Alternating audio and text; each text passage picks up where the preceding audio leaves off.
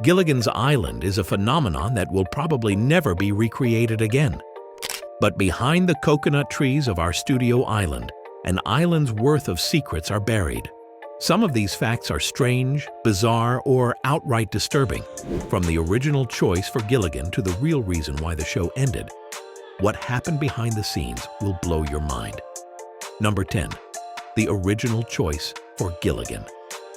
Most of us who have watched the show cannot imagine anyone other than Bob Denver playing the role of Gilligan.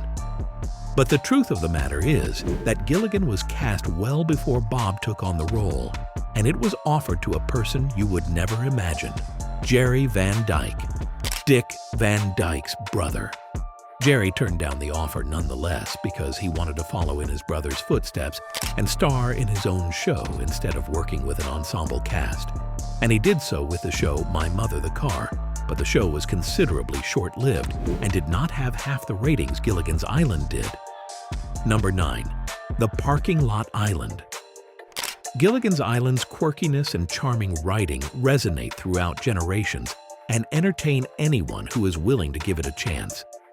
In an ironic twist, though, you can drive right up to the set where the show was shot and even sit in your car while you're on the set. Why, you ask? Because the set was turned into a parking lot. The set was used by many other shows like Saint, Elsewhere, and Evening Shade. Some 30 years later, in 1995, the studio finally decided that it was time for some remodeling, and the lagoon was paved over to increase the parking area for employees. Number 8. Will it succeed?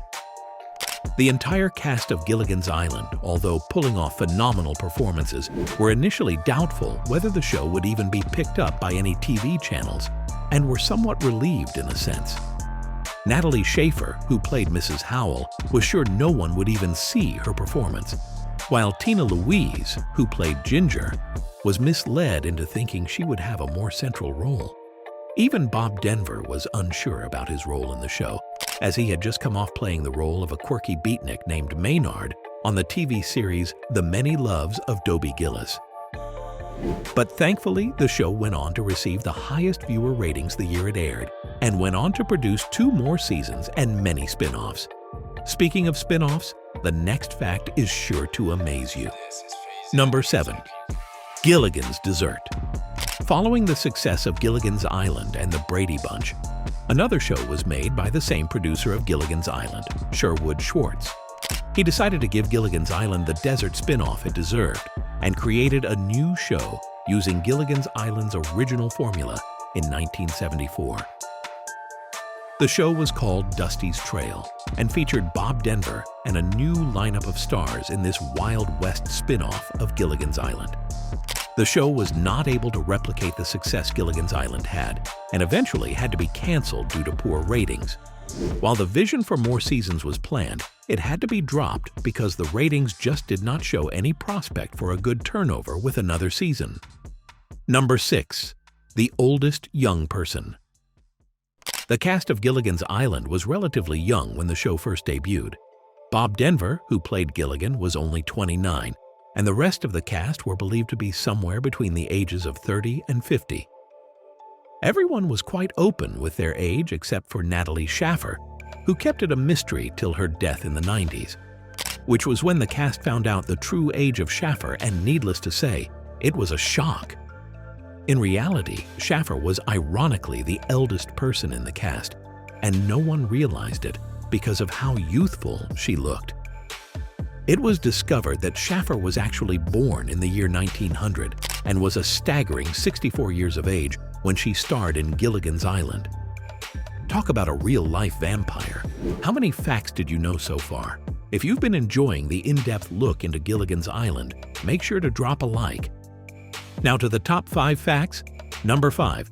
The island adjacent to the highway. Gilligan's Island did a fine job of convincing all of us that the cast were indeed stranded on some white-sanded lagoon in the middle of nowhere, when in reality, the cast were not 5 minutes away from the state highway. The studio created an artificial lagoon with a lake, but they found it quite difficult to maintain.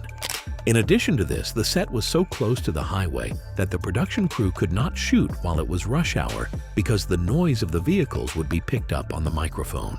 So they had to schedule their shoots around the traffic in Los Angeles. Number 4. Tribute to Sherwood Schwartz. Sherwood Schwartz is nothing short of a Hollywood legend and has been the backing behind many of America's most beloved shows. He was also the inspiration for many modern producers and became something of an icon. Matt Williams, the creator of the show Roseanne, wanted to give a tribute to this iconic legend and decided to do so by letting the cast of Gilligan's Island play the characters of Roseanne. The final episode of the show's 7th season featured the cast of Gilligan's Island getting back together, with even Tina Louise, who had often distanced herself from her role in Gilligan's Island, decided to join in on this reunion. It was a rather bittersweet moment for the cast, although humorous for the audience.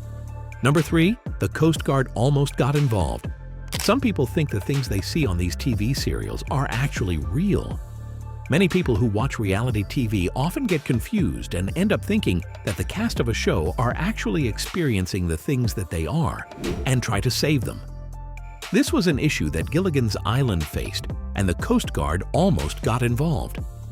Viewers of the show would call the Coast Guard and start giving them descriptions of the case and tell them how they were stranded in the middle of the ocean. While initially thought of as a serious matter, it was soon discovered to be the product of reality TV and mass paranoia. But if you thought that calling the Coast Guard was crazy, wait till you see the next fact. Number 2. There was an 8th castaway. You read that right.